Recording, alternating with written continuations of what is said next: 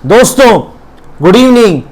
अच्छा भाई, आज मार्केट ने दोस्तों एक अच्छी रिकवरी दिखाई है, एक बाउंस बैक दिखाया है, लेकिन अब आगे क्या डिस्कस करेंगे। निफ्टी बैंक निफ्टी स्टॉक्स की एनालिसिस करने का प्रयास करेंगे। स्वागत है आपका आपके अपने चैनल टीके मनी में। मेरा नाम है त्रिभुवन। चलिए चर्चा की शुरुआत करते हैं। सबसे पहले सबसे इंपॉर्टेंट मार्केट यानी Nifty. India VIX volatility index कहां पर है? 16 के आसपास है, 16 के आसपास है इंडिया विक्स वोलेटिलिटी इंडेक्स। अब आगे क्या दोस्तों? देखिए बड़ी इंपॉर्टेंट चीज है। अगर आप देखें यहां डेली चार्ट पर लगातार ये जो 24,300 के आसपास का लेवल ये टच हो रहा है।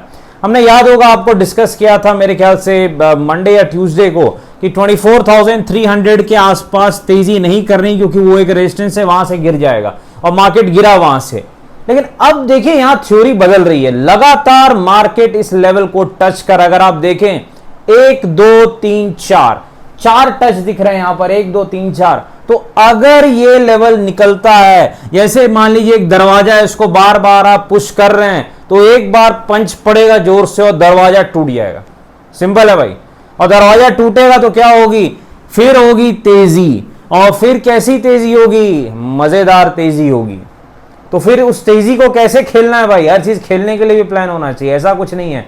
तो देखिए प्लान बड़ा सिंपल है खेलने का। अगर लाइव मार्केट में मौका मिले और निफ्टी 24,330 के ऊपर निकले, 24,330 के ऊपर निकले, तो 50 पॉइंट का हम स्टॉप लॉस लेंगे। थोड़ा बड़ा स्टॉप लॉस है दोस्तों, लेकिन टारगेट भी बड़ा है। 50 पॉइंट का स्टॉप लॉस और लगभग 200 से 300 पॉइंट का टारगेट लेके चल रहे हैं, यानी लगभग 24,600 के आसपास का हमारा टारगेट है। तो जो तेजी को अगर खेलना है, अगर सही साबित हुए तो 300 पॉइंट मिलेगा, गलत हुए तो कितना? 50 पॉइंट जाने वाला है। तो सौदा ठीक ठाक है। तो 24,330 के ऊपर तेजी है, 50 पॉइंट के स्टॉप लॉस के साथ। टारगेट लगभग 24,600 तक हो सकता है, कोई बड़ी बात नहीं है। मंदी कब करनी है? मंदी देखिए दोस्तों अब तभी करनी है जब निफ्टी 24,200 के नीचे जाए। 24,200 के आसपास एक सपोर्ट है, अगर ये ब्रेक होता है तभी मंदी करेंगे। और फिर टारगेट क्या रहेगा मंदी का? लगभग 24,000 के आसपास, 24,000 के आसपास हमारा टारगेट हो सकता है।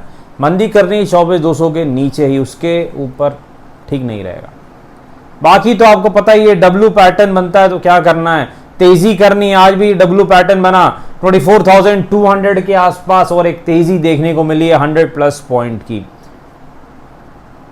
चलिए चलते हैं यहां पर निफ्टी बैंक के पास। निफ्टी बैंक में भी अब निफ्टी बैंक भी चलना चाह रहा है भाई, बहुत हो गया टाइम पास, अब मैं चलूंगा, ऐसा निफ्टी बैंक कह रहा है। मैं नहीं कह रहा हूं भाई, निफ्टी बैंक ऐसा कह रहा है।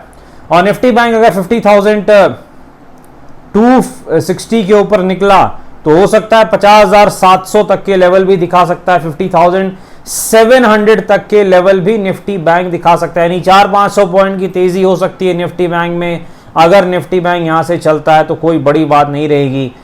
उसके बाद नेक्स्ट टारगेट निफ्टी बैंक करेगा 51,000 के आसपास। इस तेजी को खेलने के लिए 100 पॉइंट का स्टॉप लॉस रखना है। और निफ्टी बैंक में अब मंदी करनी है तभी जब ये 50,000 के नीचे जाए, अदरवाइज अब मंदी नहीं करेंगे, तेजी की तरफ ही देखते हैं। 50,000 के नीचे बदल लेंगे पाला। यहां भी डब्ल्यू और एम पैटर्न स्ट्रेटजी बिल्कुल फॉलो करनी है। और डब्ल्यू बना और तेजी भी यहां देखने को मिली है लगभग 300 पॉइंट के आसपास की।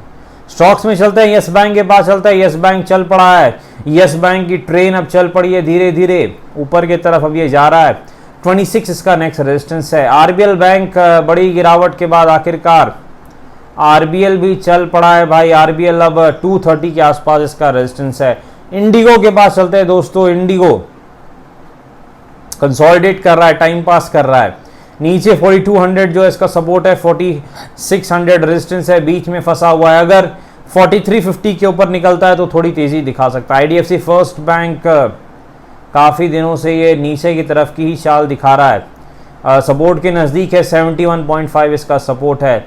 अगर 73 के ऊपर निकलता है तो एक तेजी दिखा सकता है, 77 तक भी जा सकता है। डिस्क्लेमर आपको पता है दोस्तों, वीडियो एजुकेशन और मिशन पर्पस के फाइनेंशियल एडवाइजर से बातचीत करके पहले बाजार में काफी जोखिम में थोड़ा ध्यान से काम करें। धन्यवाद।